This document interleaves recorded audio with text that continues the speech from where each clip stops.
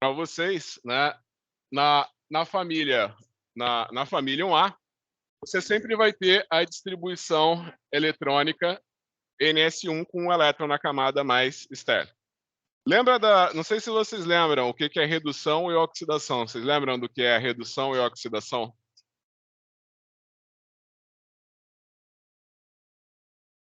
Ó, você imagina o seguinte, que oxidação é quando você perde um elétron, né?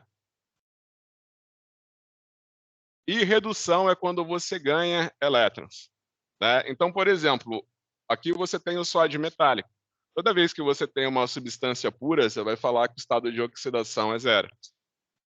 Quando você tem um cátion, e ele não é oxiânion, obviamente, a carga dele vai representar a carga do cátion, né? Então, se, por exemplo, se fosse um cloreto, um ânion, a carga ia ser -1. No caso do sódio, +1, né? Você imagina que o sódio tem tanta tendência a se oxidar para adquirir a configuração de um gás nobre, que ele chega a reduzir a água, né? Então, você pode imaginar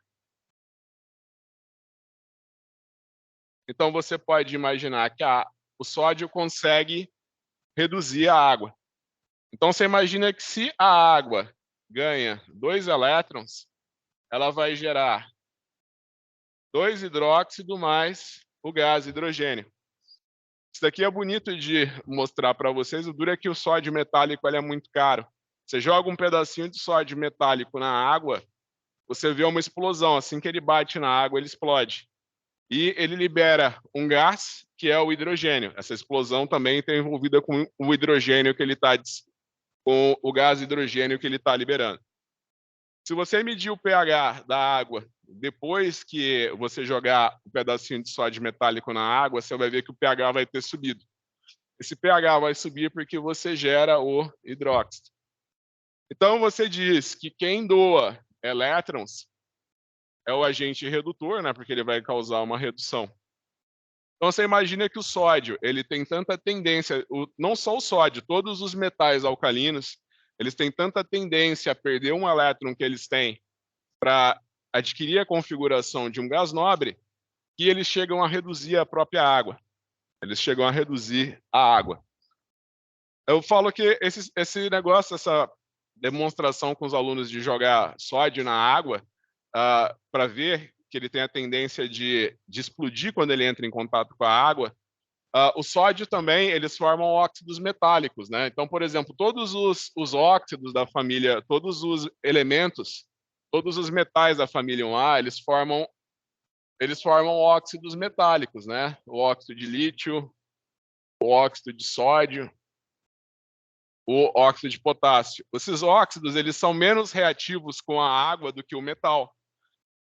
E você imagina também que eles têm tanta tendência a doar os elétrons deles, que se você deixar, por exemplo, o sódio metálico exposto à atmosfera, você vai ver que rapidamente ele vai ficando preto. Por quê? Porque ele vai reagir com o oxigênio. Ele vai reagir com o oxigênio da atmosfera. Ele vai reagir com o oxigênio da atmosfera para formar um óxido metálico. Então, geralmente, no laboratório já está meio oxidado o sódio metálico, aí o monitor vai lá, joga o pedacinho de sódio metálico na água, ele não explode assim que ele entra em contato com a água. Ele acaba explodindo quando ele chega no fundo do becker. Aí, quando ele explode na parte de baixo do becker, o sódio, aí o becker explode inteiro. Tá? Tem um vídeo que até virou meme, que era o professor, ele vinha assim demonstrar para os alunos, só que em vez dele jogar e explodir na superfície, explodia no fundo. Aí ele jogava assim, agitava o negócio, explodia na cara dele, na frente da classe, né? Então, mais uma vez, então, você sabe qual que é a distribuição eletrônica na família 1A.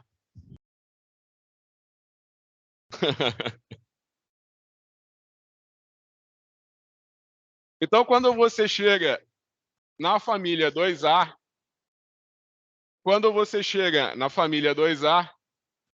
você vai ter o belírio, o magnésio, o cálcio, o estrôncio e o bário. Todos eles, você imagina, o primeiro é o belírio. Qual que vai ser a distribuição eletrônica do belírio? Vai ser o hélio 2s2.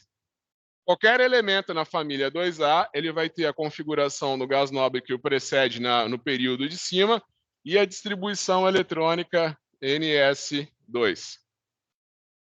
Então, lembra que no orbital s cabem 2 elétrons. Ele vai perder os 2 elétrons dele para adquirir a configuração de um gás nobre. Por isso que na família 2A, todos os cátions formam, todos os elementos formam cátions divalentes.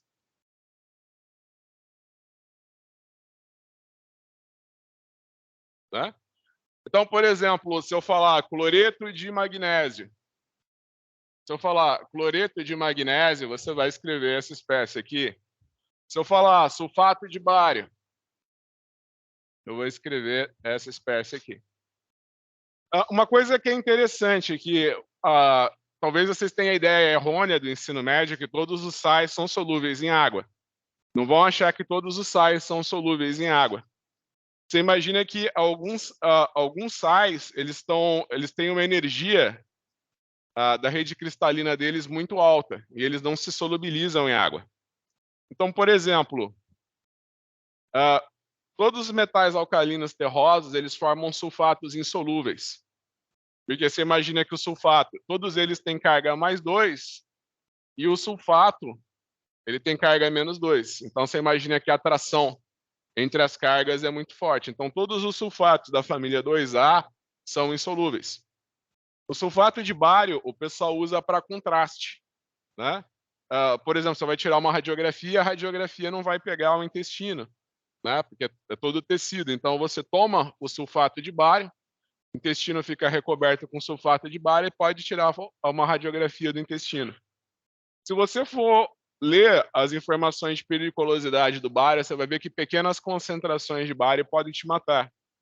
Aí você vai fazer um exame de contraste, o médico fala para você comer 50 gramas de sulfato de bário. Aí você, pô, mas está falando que aqui que a dose letal é menos de 1 grama, né? Mas você pode tomar o sulfato de bário sem qualquer problema, por quê? Porque ele fica no teu intestino como um sal insolúvel. Aí teu organismo não consegue absorver o bário. Né? Por isso que ele é usado em exame de contraste. Então lembre da família 2A, formam cátions divalentes. Agora, eu só aproveitar que a gente chegou na família 2A. Você imagina que, enquanto a gente vai discutindo as famílias, né, a gente vai ver algumas propriedades periódicas. Você tem a afinidade eletrônica. A afinidade eletrônica é o quanto que um elemento químico tem afinidade a receber um elétron. Então, lembra da afinidade eletrônica. É a tendência que um elemento tem de receber um elétron. Então, você imagina que quanto maior você imagina que quando o elemento recebe um elétron, ele libera energia. Então, como ele libera energia, você imagina que o ΔH dessa reação ele vai ser negativo, o ΔH dessa reação. Então, você imagina que quanto mais negativo a energia de ionização, maior é a afinidade ao elétron. Né? Quanto mais negativo, maior a afinidade ao elétron. Você tem a energia de ionização, que obviamente é o contrário, que é a tendência que um elemento tem de doar um elétron. Né? E você tem o raio atômico, né? Você tem o raio atômico, que é o tamanho do átomo. Então, você tem aqui um átomo, por exemplo, o sódio. Né? Então, você imagina que aqui você vai ter... A gente assume, né, que se você pegar a tabela do PubChem, lá em cima tem selecionar os elementos pelo tamanho. Né? Você representa cada elemento com uma bolinha, né? Aí o tamanho deles vai variar, a bolinha vai aumentar, a bolinha vai diminuir. E você tem o raio atômico. E você tem a eletronegatividade de Pauling. Vocês lembram o que é a eletronegatividade? É a tendência que um elemento tem de atrair os elétrons da ligação para ele. Então, por exemplo, você tem o ácido fluorídrico. Mesma coisa, na tabela periódica, se você clicar em cima de qualquer elemento, você vai aparecer a eletronegatividade de Pauling. E por que eu adoro essa tabela do PubChem? Você pode falar assim para a tabela do PubChem: me mostra os elementos conforme a eletronegatividade. Então, os elementos que são mais escuros... Então, quanto mais escuro um elemento na tabela periódica, maior o valor numérico da eletronegatividade de Pauling. Se você pegar agora a tabela do PubChem no teu celular e falar, me mostre os elementos de acordo com a eletronegatividade, os 4 elementos que vão aparecer na tua tabela periódica com mais escuros vão ser o flúor, que é o elemento mais eletronegativo, na sequência o oxigênio, logo depois o cloro e, por fim, o nitrogênio. Devo acrescentar que a diferença de eletronegatividade do cloro para o nitrogênio é muito pequenininha. É muito pequena a diferença de eletronegatividade entre esses 2 elementos. Então, a eletronegatividade é a tendência de você atrair os elétrons de uma ligação para perto do elemento que é mais eletronegativo. Por definição, a gente diz que o elétron tem carga negativa. Então, se você imaginar que os elétrons dessa ligação estão mais para o lado do flúor que para o lado do hidrogênio, você vai imaginar que aqui você vai ter uma carga positiva e aqui você vai ter uma carga negativa. Tá? Então, já aproveitando nisso, você imagina o seguinte, lembra que eu falei para vocês que esse orbital S, P, o formato que os orbitais têm, nada mais é que a probabilidade de você achar o elétron numa dada região do espaço. Quando o teu número quântico principal aumenta, o tamanho do orbital também aumenta. Né? Então, por exemplo, você está fazendo a distribuição eletrônica. Então, você está no berílio, ele está no segundo período, ele vai ser 2s2. Deixa eu até fazer aqui. Então, você está no berílio, da camada, ele vai ter a distribuição eletrônica do hélio, e na sequência ele vai ser 2s2. Você chega no magnésio, ele vai ser 3s2. Você chega no cálcio, ele vai ser 4s2. Então, você imagina que como o número... Você está descendo num período da tabela periódica, né? Numa família da tabela periódica, você imagina que as colunas da tabela periódica, né? Você vai chamar de famílias. Então, você está descendo numa família da tabela periódica, o número quântico principal está aumentando. O número quântico principal dos elétrons da camada de valência. Ou seja, eles têm uma probabilidade maior de serem encontrados mais longe do núcleo.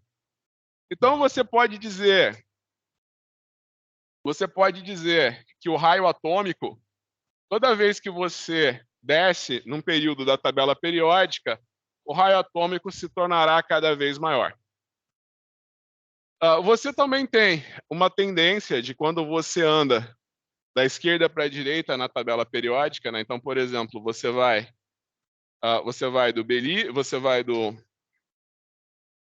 do lítio, berílio, boro, aí você vai ter o carbono, nitrogênio, oxigênio e flúor no primeiro período da tabela periódica. Você tem uma tendência de quando você anda da esquerda para a direita, o teu raio atômico diminuir. Mas existem diversas anomalias. Tá? Não é sempre que eu posso dizer que um elétron que está mais à direita, que um elemento que está mais à direita na tabela periódica do que o outro vai ser menor. Existem várias exceções a essa regra. Mas isso daqui sempre acontece. Você desce no período da tabela periódica, o tamanho aumenta. Por que a gente falou de novo da família 2A e da família 1A? Melhor, vamos pôr na sequência, né? 1A e 2A. Então, como eu já falei para vocês milhares de vezes, né? Família 1A forma cátions monovalentes, família 2A forma cátions divalentes, né? Então, você imagina que eles vão ter uma baixa afinidade ao elétron, eles não querem ganhar elétron. Eles querem perder para adquirir a configuração eletrônica. Então, você imagina que na família 1A e 2A, você vai ter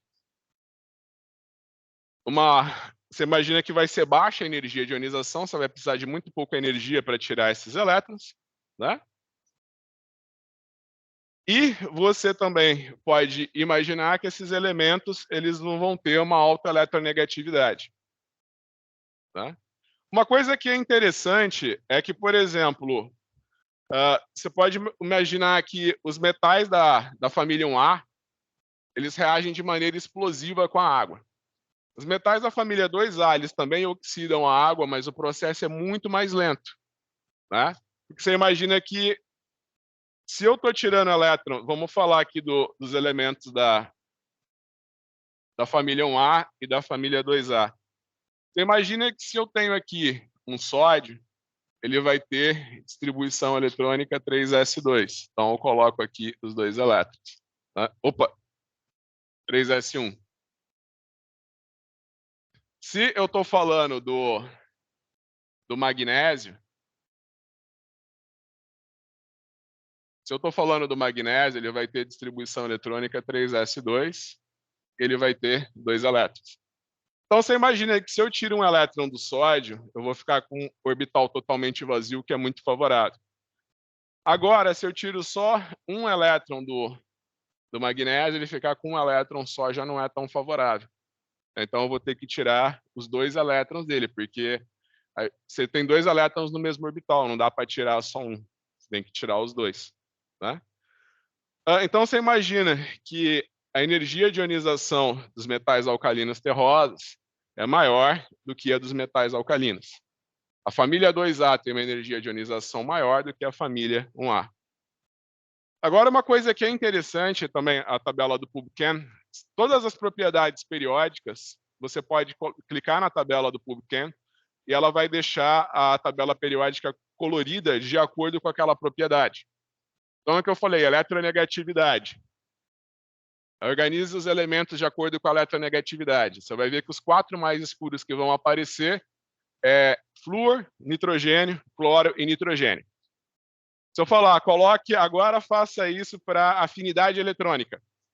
Você vai ver que os metais alcalinos terrosos, eles vão aparecer pretinho, quer dizer, não tem afinidade nenhuma ao elétron. Se eu perguntar na prova, por que vocês acham que os metais alcalinos terrosos não têm tendência nenhuma de receber elétrons? Porque se ele receber um elétron, ele já tem os orbitais S totalmente preenchidos, eles vão ter que receber esse elétron no orbital P, né? Então, por exemplo, o magnésio ele tem a distribuição eletrônica 3s2. Se ele receber um elétron, ele vai ter que receber esse elétron no orbital P. Então, você imagina que é muito desfavorável, porque ele vai ter só um elétron num orbital P sozinho. Isso é muito desfavorável. Então, não tem tendência nenhum dos metais alcalinos terrosos de receber elétron, certo? Então, continuamos a falar da distribuição eletrônica. Lembra que a distribuição eletrônica, o fato da tabela periódica ser distribuída em família A e B, é justamente essa a ideia, né? Você saber quantos elétrons ele tem na camada mais externa e como que o fato do número de elétrons que você tem na camada mais externa influencia cátions e ânions e ligações covalentes que podem ser formadas.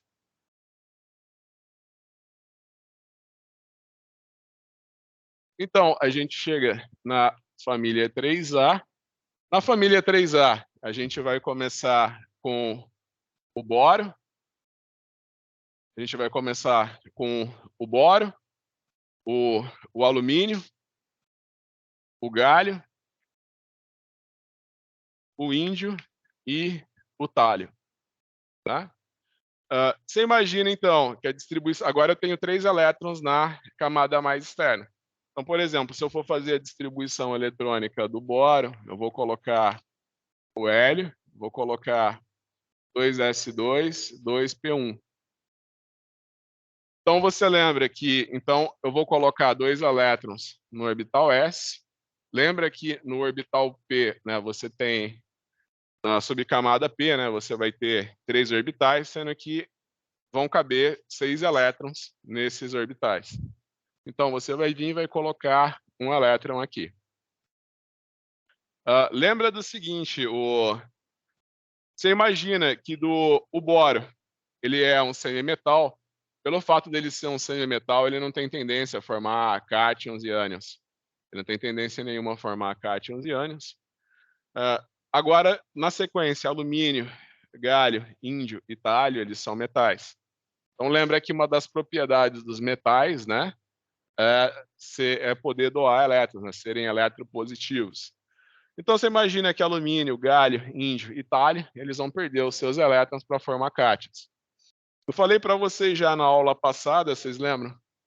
Que a diferença de energia de um orbital S para um orbital P é muito pequena. Então, no caso do alumínio, do galho e do índio, eles não conseguem perder só o elétron que está no orbital P, eles perdem os 3 elétrons de uma vez, porque a diferença de um S para um P é muito pequena, né? Então, você imagina que alumínio, galho e índio, eles sempre vão formar cátions trivalentes, né? Então, se eu falar para vocês cloreto de alumínio, você tem que saber que eu estou falando dessa espécie, né? Se eu falar sulfato de alumínio, lembra daquela regrinha que eu ensinei para vocês lá na primeira semana de aula, né? Você vai colocar as cargas aqui para poder escrever a estrutura, tá? Então, se eu falar sulfato de alumínio, cloreto de alumínio, você tem que saber que eu estou falando dessas espécies. Se eu falar cloreto de índio, cloreto de galho, sulfato de índio, vão saber que é essa espécie aqui, tá? Aí eu falei para vocês do efeito do par inerte. Vocês lembram qual que é o efeito do par inerte? Você imagina que você está segundo, terceiro, quarto, quinto, sexto. No sexto período, a diferença de energia de um orbital S e de um orbital P passa a ser pequena. Quer dizer, passa a ser grande. Então, no caso do tálio, a diferença de um orbital S com um orbital P acaba sendo muito grande. Então, o tálio ele pode perder só o elétron que ele tem no orbital P, ou pode perder os 3 elétrons que ele tem. Então, o tálio ele tem 2 estados de oxidação. Ele tem o estado de oxidação mais 1 e tem o estado de oxidação mais 3, onde o estado de oxidação mais estável do tálio é o tálio mais 1. Né? Então, lembra que, por exemplo, quando eu não tenho o oxiânion, né, é só o elemento com carga, a carga dele vai dizer o estado de oxidação dele, né? Você pode representar. Aí o PAC hoje fala que a melhor coisa é você representar o estado de oxidação com números arábicos, né? Porque os romanos não têm número negativo. Então, esse é o estado de oxidação mais 1 e esse é o estado de oxidação mais 3.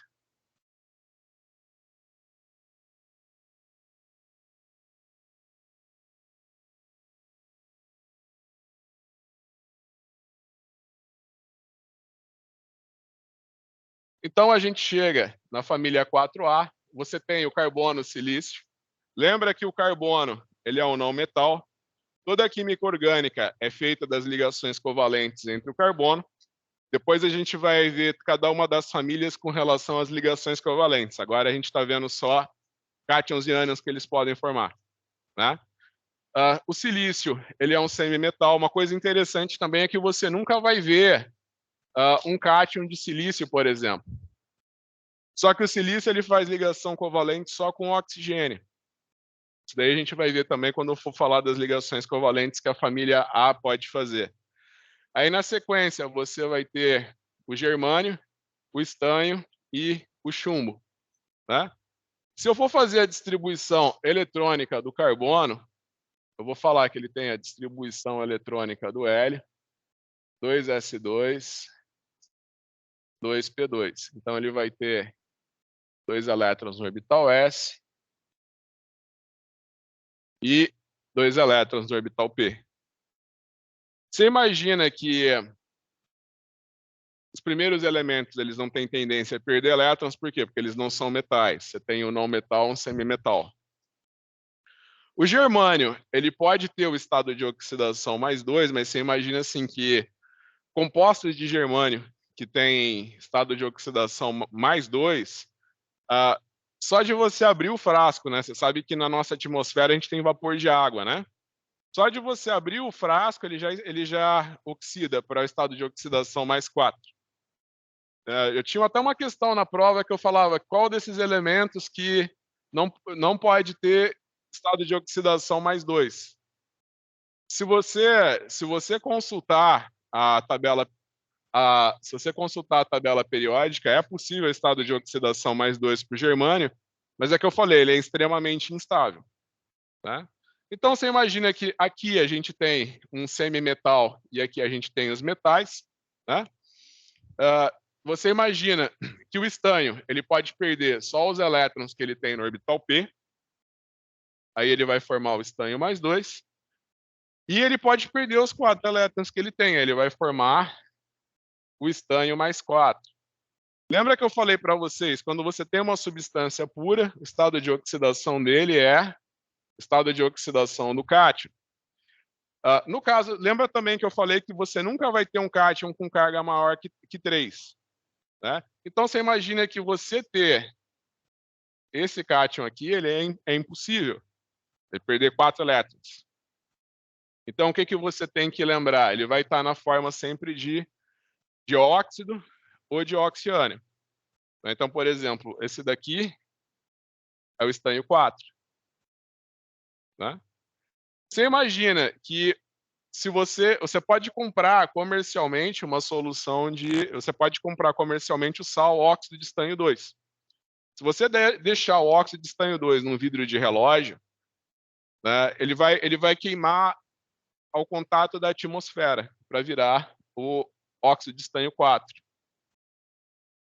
Então, lembra que eu falei para vocês de redutor e oxidante. Quem doa elétrons é o agente redutor, quem recebe elétrons é o agente oxidante.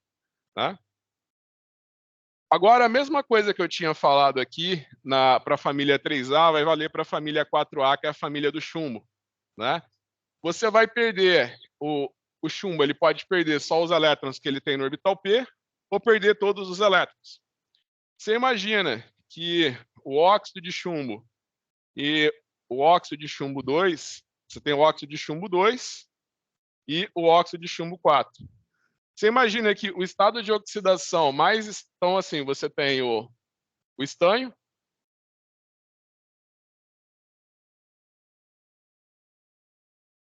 e você tem o chumbo. Você imagina que o estado de oxidação mais estável para o estanho é o estado de oxidação mais 4. E o estado de oxidação mais estável para o chumbo é o estado de oxidação mais 2. Então, se na prova eu perguntar, você vai ter uma opção assim, você tem o óxido de estanho 2, você tem o óxido de estanho 4, você tem o óxido de chumbo 2 e você tem o óxido de chumbo 4. Se eu perguntar desses daqui, qual que é o agente redutor mais forte? Eu estou perguntando quem tem maior tendência a doar elétrons. Qual dessas alternativas vocês vão assinalar?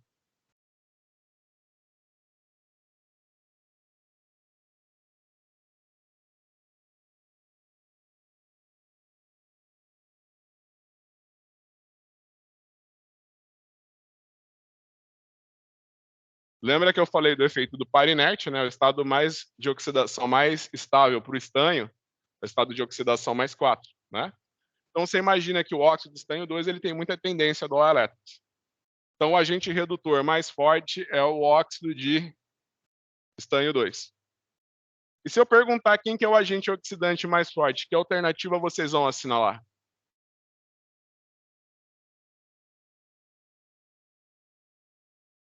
Que alternativa vocês vão assinalar?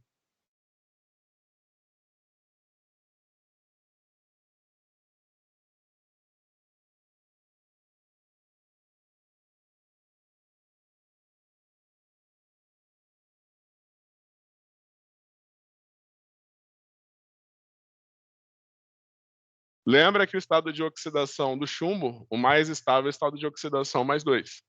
Então, o óxido de chumbo 4, ele vai querer receber elétrons para adquirir o estado de oxidação mais 2. Então, o agente oxidante mais forte é o dióxido de chumbo. Aliás, o certo é você falar óxido de chumbo 4. Né? O certo é você falar óxido de chumbo 4, né? Porque é um óxido metálico. Então, você sempre vai falar que é o óxido pelo estado de oxidação dele. Muito bem, então agora a gente falou da família 4A. Agora a gente vai falar da família 5A.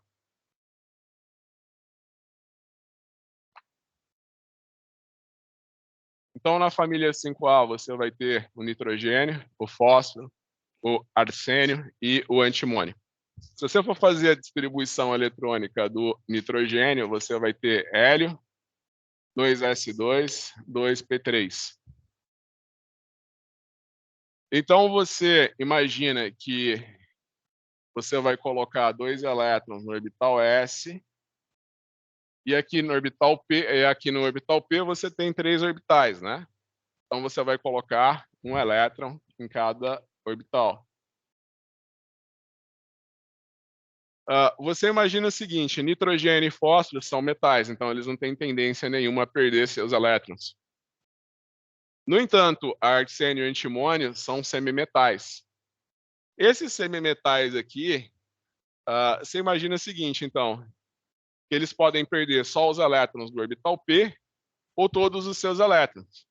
Então, se eu perguntar na prova quais são os principais estados de oxidação de arsênio e antimônio, o que vocês vão me responder?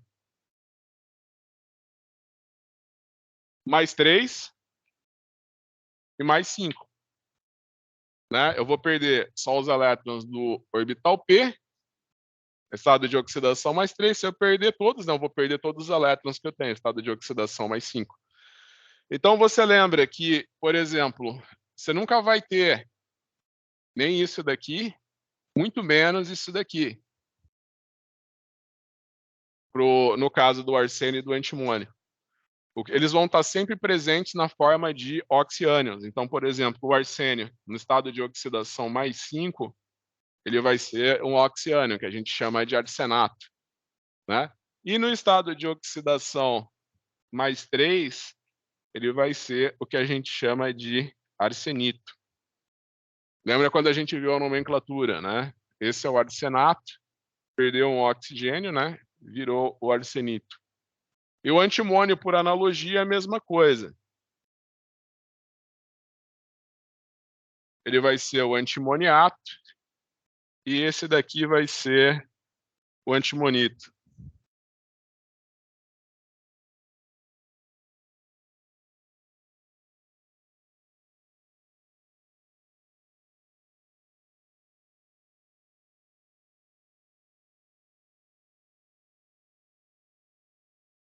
Uma coisa que falando das propriedades periódicas, vocês acham que quem está na família 5A, ele vai ter uma afinidade eletrônica alta ou uma energia de ionização alta? O que vocês acham? Então, a primeira coisa, você imagina que vai ser muito difícil você tirar um elétron no elemento da família 5A. Por quê? Porque se eu tirar um elétron no elemento da família 5A, eu vou perder a estabilidade de uma camada P semi-preenchida. Né? E se eu ganhar elétrons, aí que vem o problema, né? Eu tenho a estabilidade de uma camada P semi-preenchida. Se eu ganhar elétrons, eu vou perder essa estabilidade. Né?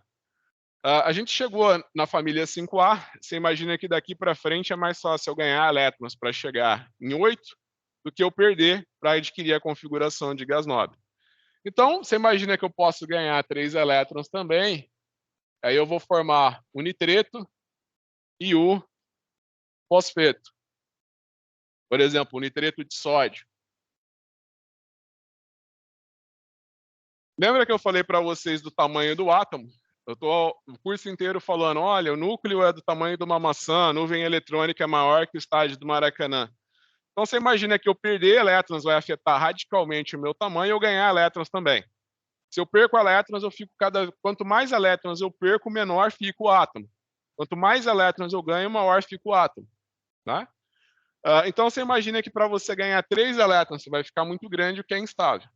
Então, existe nitreto e fosfeto de sódio, você pode comprar comercialmente o nitreto de sódio, mas se você jogar ele em solução aquosa, ele vai se degradar muito rapidamente, tá? Então, uma coisa que é interessante é que depois a gente chega agora a gente chega aqui na família 6A, a gente vai ter o oxigênio, o enxofre, o selênio e o telúrio. Se você for fazer a distribuição eletrônica do oxigênio, você vai ter o hélio, 2s2, 2p4. Então, se você for fazer essa distribuição eletrônica aqui,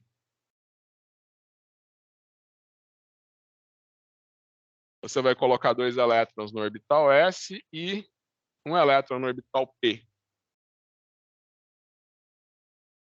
4 elétrons no orbital P. Se você for olhar na tabela periódica, quem que vocês acham que é maior, o nitrogênio ou o oxigênio? O oxigênio ele está mais à direita da tabela periódica que o nitrogênio. Então, você vai esperar que o oxigênio seja menor que o nitrogênio. De fato, ele é menor que o nitrogênio. Só que é muito mais fácil você tirar um elétron do oxigênio do que do nitrogênio. Você imagina que a energia de ionização, a energia de ionização do nitrogênio é maior que a do oxigênio. Aí você vai falar, mas como, professor? O oxigênio não é menor? Não era para ser mais fácil tirar o elétron do nitrogênio que do oxigênio? Não, por quê? Porque se eu tiro um elétron do oxigênio, ele vai ficar com o orbital P semi-preenchido. Se eu tiro um elétron do nitrogênio, eu vou perder a estabilidade de uma camada P semi-preenchida. Tá? Então, a gente vai ter aqui na série oxigênio, enxofre, selênio e telúrio. Né? Você imagina que aqui você vai ter todos não metais, então, por eles serem não metais, eles não têm tendência a perder elétrons. Né? Eles não têm tendência nenhuma a perder elétrons, mas eles podem, lembrando que essa é a distribuição eletrônica deles, mas você imagina que na família 6A, se eu ganhar 2 elétrons, eu adquiro a configuração de gás nobre. Então, por essa razão, por exemplo, o oxigênio, ele sempre vai estar nessa forma, só que ele nunca vai estar como um ânion livre, sempre vai estar ligado com algum outro elemento químico. E você tem o enxofre, com o sulfeto. Também é possível seleneto e telureto. Né? Também é possível você ter. Só que, eu falei, já são mais raros. E, por fim, para terminar essa parte de distribuição eletrônica, a gente chega na família 7A.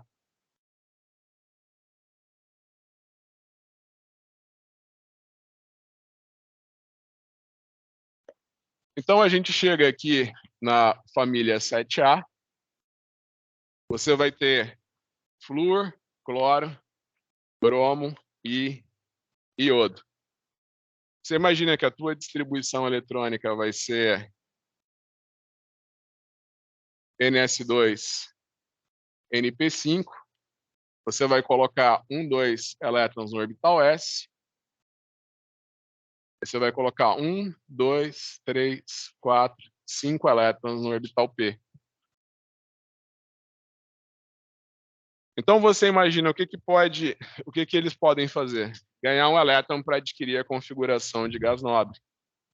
E por isso eles sempre formam ânions monovalentes. Né? Você sempre vai formar fluoreto, cloreto, brometo e iodeto.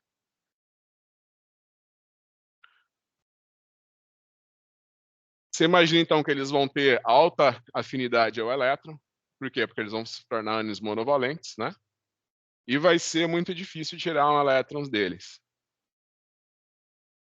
Então, você imagina que o flúor é o elemento mais eletronegativo da tabela periódica. O cloro é o é o terceiro elemento mais eletronegativo da tabela periódica. Agora, uma coisa que é interessante é que eles também podem perder elétrons. Tá? Uma vez eu fiz uma questão na prova, eu falei, ó, você tem o cloro 7, né?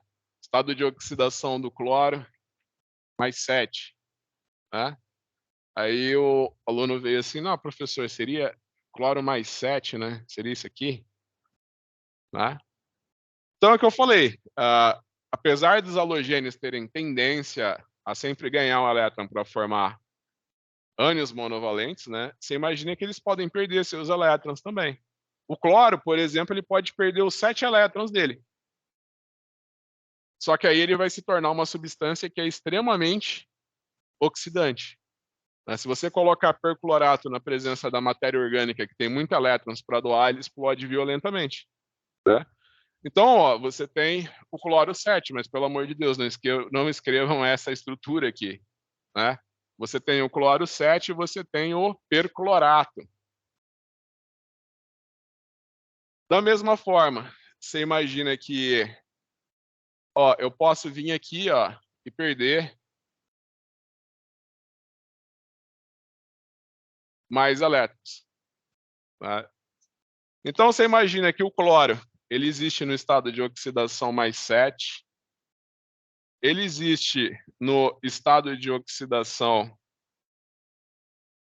mais 5 e ele existe no estado de oxidação mais 1. Tá? Então, você pode me dizer, se você olhar na tabela periódica do PubChem, vai ter ali principais estados de oxidação. Então, você vai ver que o cloro, o estado de oxidação mais estável dele é o -1. A prova disso é que praticamente todo cloro que se encontra na natureza, ou ele está fazendo ligação covalente com carbono, que é o nosso próximo assunto, ou ele vai ganhar um elétron para formar um ânion. Mas ele também pode perder todos os elétrons dele, só 5 e apenas 1. Ó, eu perdi, ó, a distribuição eletrônica do cloro não é essa, não é? Distribuição eletrônica do cloro não é essa. Eu posso vir aqui, ó, perder um elétron. Eu vou ter o hipoclorito. Aí você imagina que eu posso terminar de perder todos os elétrons que eu tenho no orbital P, eu vou ser o clorato. Se eu perder também os os elétrons que eu tenho no orbital S, eu vou ser o perclorato. Então, se você consultar a tabela periódica do PubChem, ele vai ter que os estados de oxidação do cloro vai ser -1, mais 7, mais 5 e mais 3.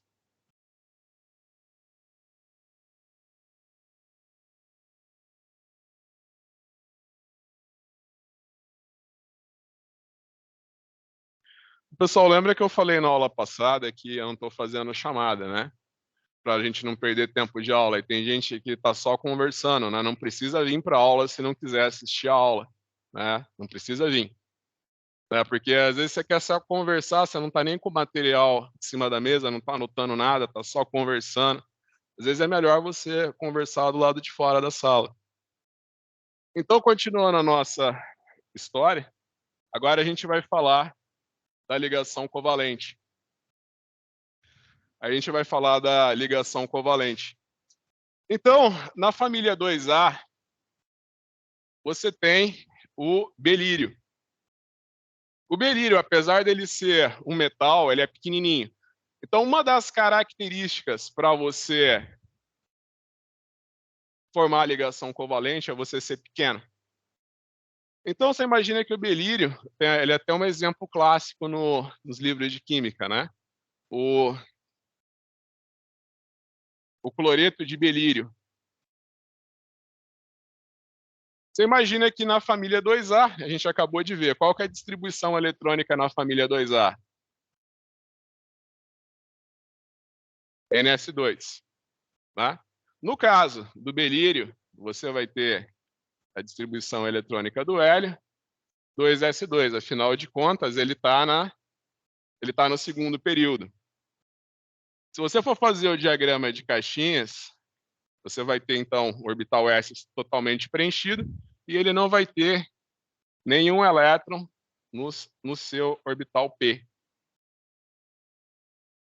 Aí que a gente chama de hibridização, você imagina que o belírio ele pode combinar um orbital S e um orbital P, aí ele vai ter uma hibridização que a gente chama SP, obviamente, porque ele combinou um orbital S e um orbital P. Aí ele vai ter dois orbitais de mesma energia,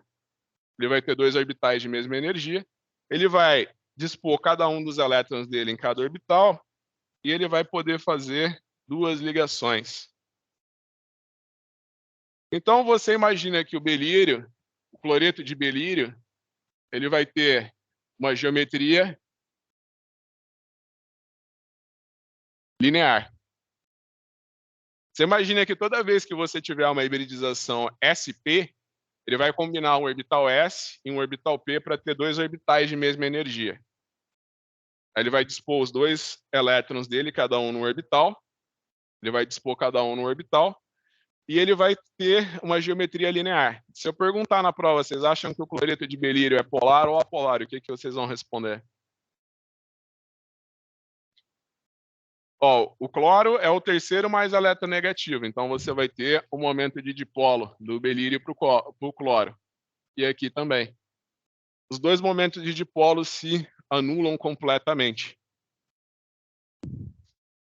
Então você vai ter uma molécula aqui, se eu perguntar na prova de polaridade, você sabe que o cloreto de belírio vai ser apolar.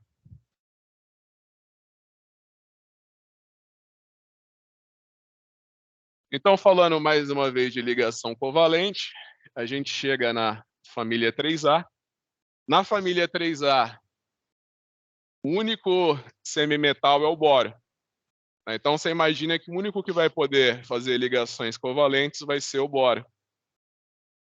O boro, qual que vai ser a distribuição eletrônica do boro? Vai ser a distribuição eletrônica do hélio, 2s2, 2p1.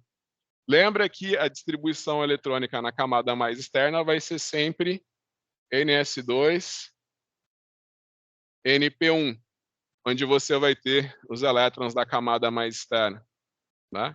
Então, você imagina que a distribuição eletrônica do boro vai ser essa daqui, 2 elétrons no orbital S e 1 elétron no orbital P. Ele pode combinar um orbital S com 2 orbitais P, que vai ser a hibridização que a gente chama de sp2.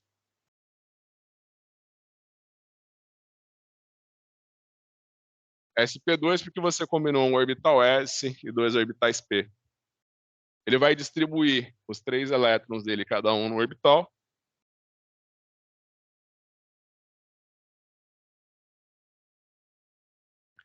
E ele vai poder fazer 3 ligações. Então, se eu falar no trifluoreto de boro, você lembra que quando eu tenho uma hibridização sp3, eu vou ter sempre uma geometria trigonal plana. Eu vou ter sempre uma geometria trigonal plana. Lembra que o flúor é o elemento mais eletronegativo da tabela periódica, vai ter um momento de dipolo sempre do boro para o flúor. Os elétrons da ligação vão ficar muito mais na direção do flúor do que do boro. Você imagina que o vetor resultante da base do triângulo vai ser igual a esse vetor resultante, onde os vetores eles se cancelam. Então, no trifluoreto de boro, lembra que a tua geometria vai ser sempre trigonal plana, geometria trigonal plana, e o trifluoreto de boro vai ser apolar. Aí a gente vem para o exemplo mais clássico, que é o carbono.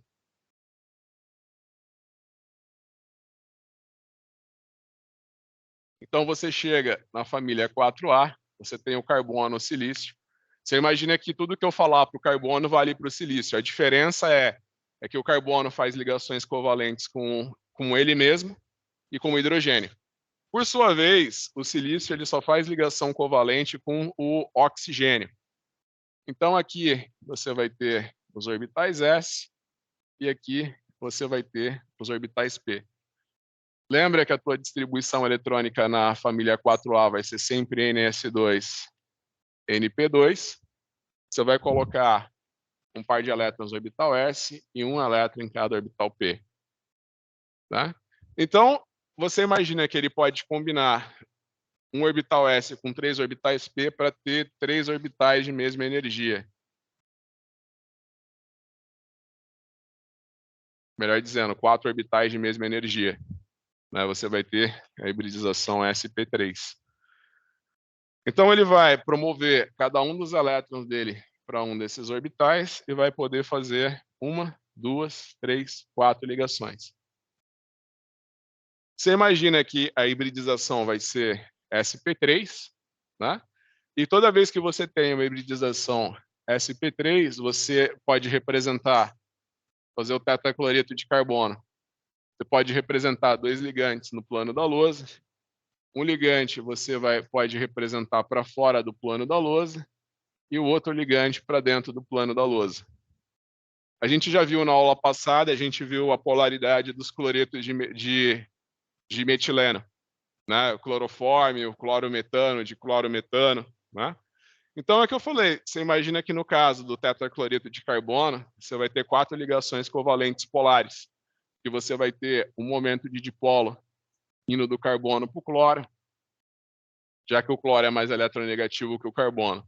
Só que a soma dos momentos de dipolo da base do tetraedro vai ser igual esse momento de dipolo no topo do tetraedro. Então, esses momentos de dipolo se anulam. Você tem uma geometria tetraédrica. Toda vez que o carbono faz 4 ligações, você tem uma hibridização sp3 e uma geometria tetraédrica. Né? Então, você vai colocar aqui uma hibridização sp3, você tem uma molécula apolar e tetraédrica. Por que essa é apolar? Porque os momentos de dipolo se anulam.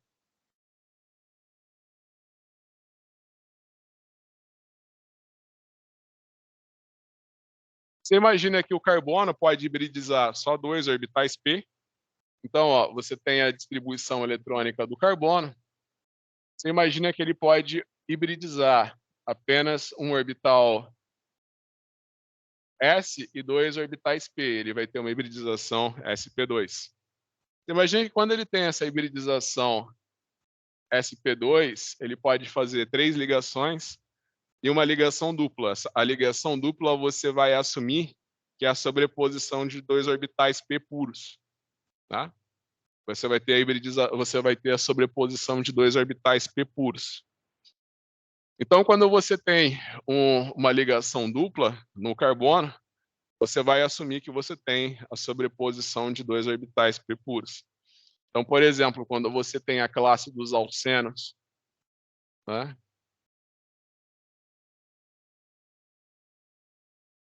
Você imagina que essa dupla ligação é a sobreposição de 2 orbitais P puros. Você imagina, então, que a tua geometria vai ser a mesma. Ó, você imagina que a tua geometria aqui vai ser a mesma que do trifluoreto de boro, vai ser trigonal plana. Você vai ter uma geometria trigonal plana. Por exemplo, uma classe que é muito comum na química orgânica é a classe das cetonas. Então, você imagina que aqui é outro ligamento do carbono com carbono. Você tem a classe das cetonas, é a mesma coisa. Você vai ter uma hibridização sp3 e você vai ter uma geometria trigonal plana. O carbono também. O carbono também ele pode combinar só um orbital S e um orbital P para fazer 2 ligações. Tá? Então, você imagina que, por exemplo, na classe dos alcinos, você imagina que você vai ter, na classe dos alcinos, você vai ter 2 ligações que são a sobreposição de orbitais P puros e uma ligação que eles chamam de ligação sigma, que vem da hibridização de orbitais SP. Você imagina que da mesma forma que... Aqui eu usei a analogia do trifluoreto de boro, né? Para vocês verem que a geometria é a mesma. Aqui a hibridização é sp3 também. Ó, toda vez que você tem um alceno ou uma cetona, geometria é trigonal plana, assim como no trifluoreto de boro, e a hibridização no átomo central é sp3. No alcino, desculpa, né, eu coloquei sp3, é sp2, né? É só a combinação de orbital s e dois orbitais p. E quando você tem um alcino, você vai ter a hibridização só sp. Você pode usar como analogia o fluoreto de belírio. Isso aqui também tem uma hibridização sp e uma geometria linear.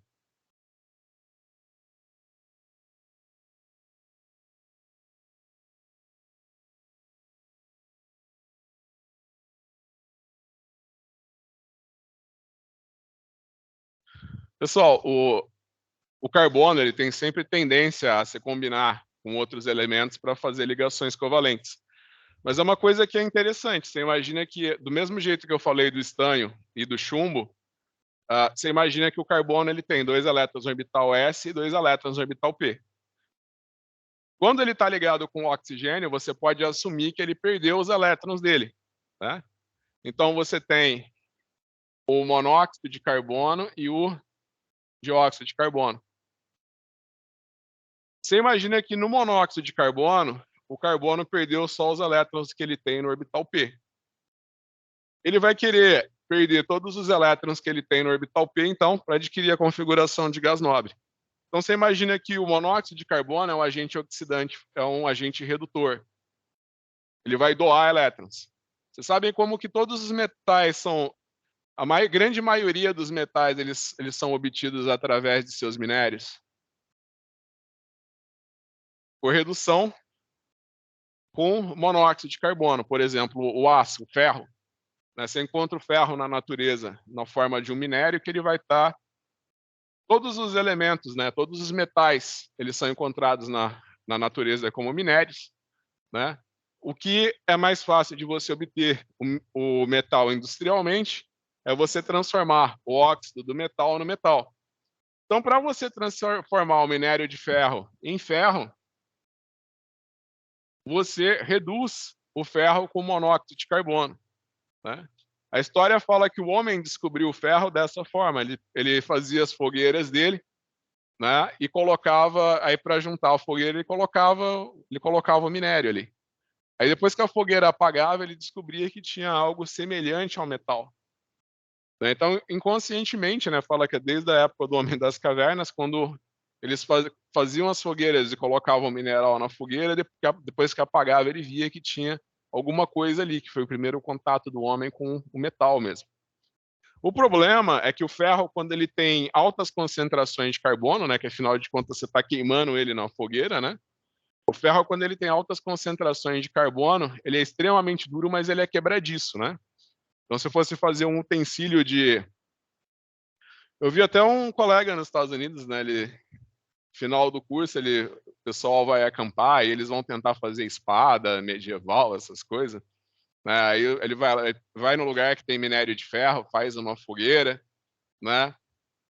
Coloca o minério lá e tenta fazer virar metal. Eles até conseguem, né? Dessa forma rudimentar, de fazer uma fogueira e tacar o minério ali.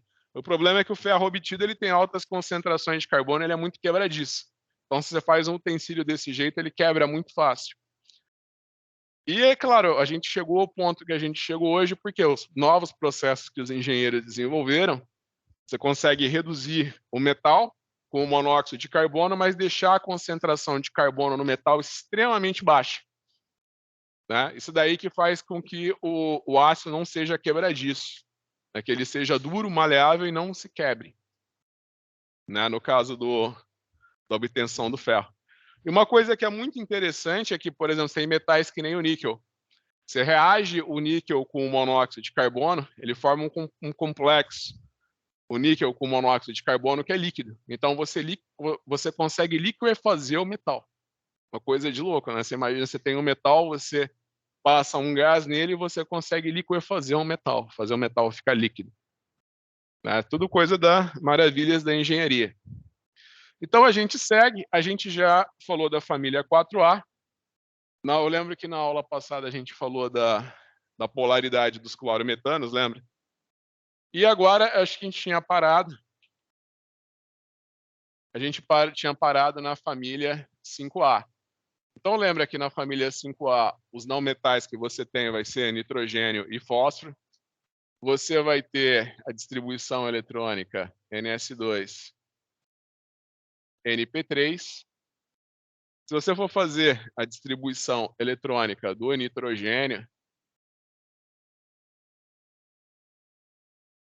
você vai ter 2 elétrons no orbital S, 1, 2, 3 elétrons em orbitais P. Então, você pode falar que você vai combinar os orbitais SP para obter 4 orbitais de mesma energia, onde você vai ter 1, 2, 3, 4, 5 elétrons. Então, você imagina que o nitrogênio pode fazer 1, 2, 3 ligações.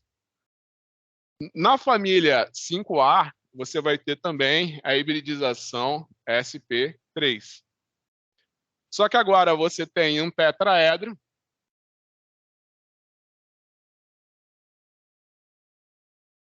Agora você vai ter um tetraedro, só que você tirou um dos vértices do seu tetraedro, né? Então você tem aqui, por exemplo, no caso da amônia, você tem um par de elétrons. Então, você vai fazer da mesma forma que no carbono, né? Você tem 2 ligantes no plano da lousa, um ligante para fora do plano da lousa e um ligante para dentro do plano da lousa. Só que você imagina que no caso do carbono você tem 4 ligantes. No caso do nitrogênio e do fósforo, você tem só 3 ligantes. É que eu falei, você tem 3 pares ligantes e um par não ligante. Você tem 3 pares ligantes e um par não ligante. Você pegou o tetraedro e tirou um dos vértices dele. Aí essa geometria você chama de piramidal. Se no caso do metano, ó, você tem o metano aqui. Carbono, hidrogênio, hidrogênio, hidrogênio. Você tem o metano aqui. Você imagina que se, no caso do metano, como você tem uma simetria, porque ele está no tetraedro e você tem 4 ligantes iguais, você tem 4 ligantes de iguais, você vai ter um momento de dipolo do hidrogênio para o carbono, do hidrogênio para o carbono e do hidrogênio para o carbono. Como tem uma simetria, né? É igual eu tinha mostrado no tetracloreto de carbono, você vai imaginar que esses momentos de dipolo se anulam. Então você pensa o seguinte, quando eu tenho 4 pares ligantes, e aqui eu tenho 3 pares ligantes e um par não ligante, quando eu tenho um par não ligante, eu perco a simetria da molécula, né? Então, a amônia passa a ser polar. A amônia é polar por quê? Porque eu perco a simetria. Aí eu já tinha falado para vocês também na prova, na aula passada, eu falo, essa questão está na segunda prova de vocês, né? Eu sempre pergunto, quem que é mais polar? A amônia ou o trifluoreto de nitrogênio?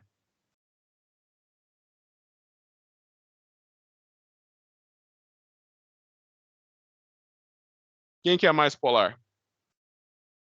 Aí eu lembro que eu tinha mostrado para vocês na aula passada. Você imagina que no caso da amônia, o nitrogênio é muito mais eletronegativo que o hidrogênio. Então você tem o momento de dipolo do hidrogênio para o nitrogênio. E esse momento de dipolo aqui se soma ao momento de dipolo do par não ligante. Então você tem 2 momentos de dipolo que vão se somar. No caso do flúor e do nitrogênio, você imagina que o flúor é o elemento mais eletronegativo da tabela periódica. Aí você vai ter um momento de dipolo do nitrogênio para o flúor, do nitrogênio para o flúor. Esse momento de dipolo da base vai praticamente cancelar esse momento de dipolo do par de elétrons. Então você vai ter essa espécie. Então você imagina que a amônia é muito mais polar que o trifluoreto de nitrogênio. Pessoal, quando vocês fazem ligações químicas, você imagina que fala assim de hibridização. Você imagina que a hibridização ela vai ocorrer bem apenas com elementos do mesmo período. Por quê? Porque eles vão ter números quânticos iguais. Então, por exemplo, nitrogênio e o hidrogênio ele está no primeiro período da tabela periódica, mas você imagina que o flúor ele está no segundo período, assim como o nitrogênio. Então, quando eu falo, ó, o nitrogênio ele combinou um orbital S e 3 orbitais P, né, para ter a mesma energia e poder fazer 3 ligações. Você imagina que ele vai estar combinando com orbitais do elemento que está ligando com ele também. Então, você imagina que o nitrogênio ele está sobrepondo os orbitais dele com um halogênio que está no mesmo período. Então, você imagina que os elétrons da camada mais externa do nitrogênio e do flúor têm o mesmo número quântico principal. O único aleto de nitrogênio que é estável é o fluoreto de nitrogênio. Você imagina que existe o tricloreto de nitrogênio, só que ele é extremamente instável e ele é um gás. Na presença de umidade, ele já se decompõe completamente. E você imagina, então, que também existem os aletos de nitrogênio, de bromo e iodo. Só que eles são extremamente instáveis, eles são explosivos, né? Por questões de segurança, também não é uma prática legal para vocês fazerem no primeiro laboratório de vocês, né? Em teoria, vocês têm menos experiência. Mas a gente fazia bomba de iodo. Você trata uma solução de iodo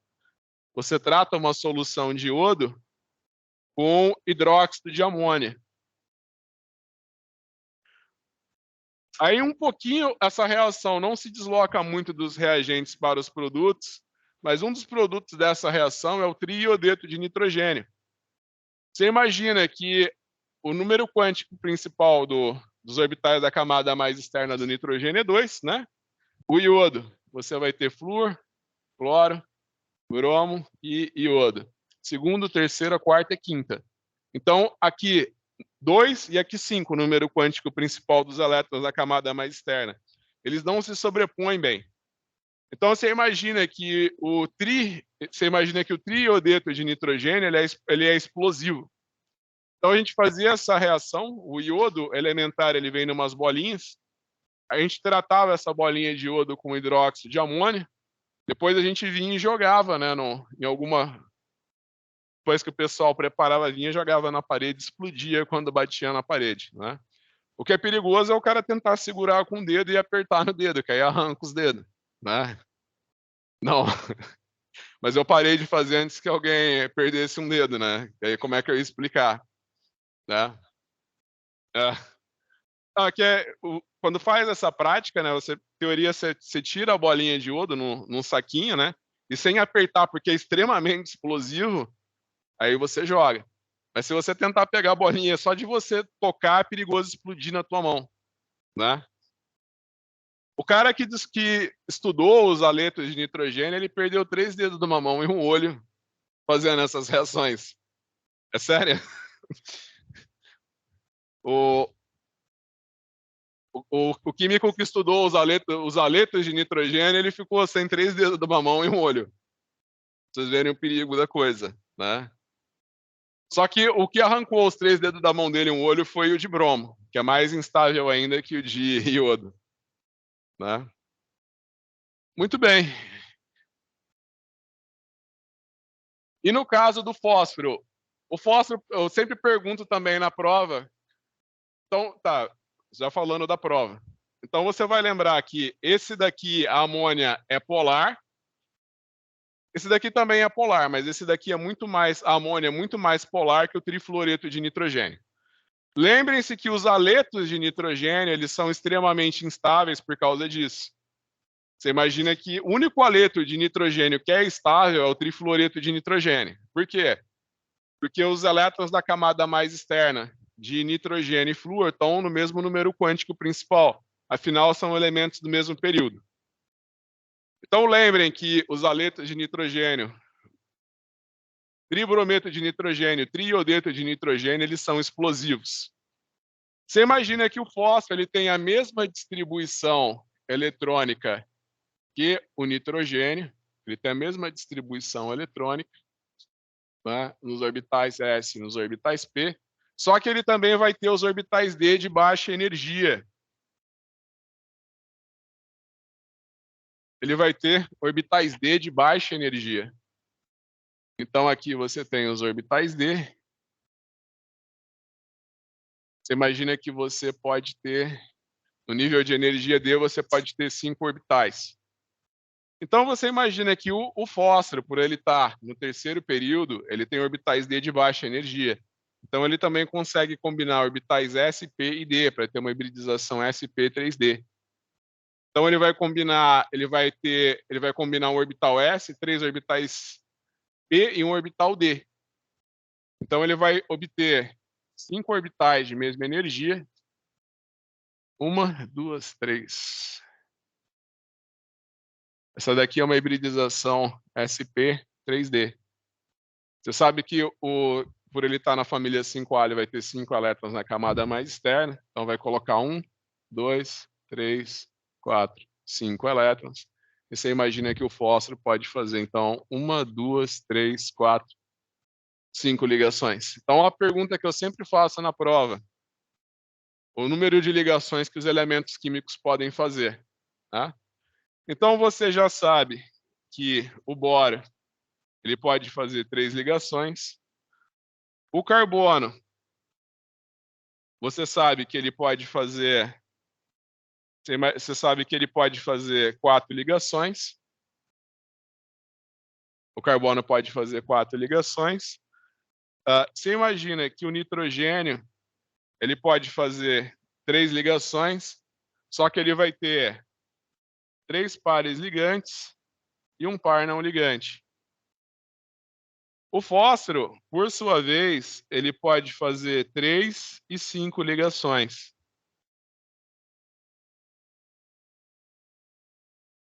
Então, por exemplo, você pode ter o tricloreto de fósforo, que vai ter uma hibridização sp3, e você pode ter o pentacloreto de fósforo, que vai ter uma hibridização sp3d. Quando você vai determinar a geometria do pentacloreto de fósforo, você vai ter uma pirâmide de base trigonal. Aliás, uma bipirâmide de base trigonal. Então, você vai desenhar a estrutura do pentacloreto de fósforo. Você vai ter o fósforo no centro. Você imagina que você vai ter um ligante para trás do plano da lousa. Você vai ter um ligante para frente do plano da lousa. E você vai ter outros 3 ligantes no plano da lousa. Então, aqui você tem a hibridização SP3D, onde você... Como é que chama essa geometria? Bipirâmide de base trigonal. Então, aqui você tem o pentacloreto de fósforo, aqui você tem o tricloreto de fósforo. Né?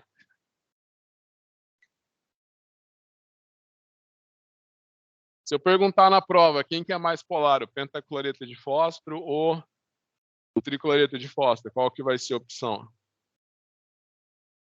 Exato. Você imagina que no tricloreto de fósforo, ele não tem plano de simetria porque ele tem um par não ligante. No pentacloreto de fósforo, ele tem 5 pares ligantes. Então, você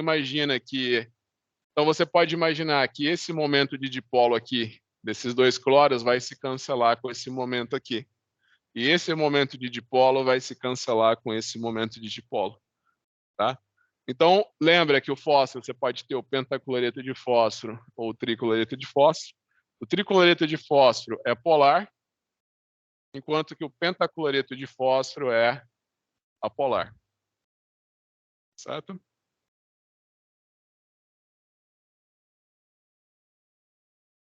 Então, agora, sobra a família 6A.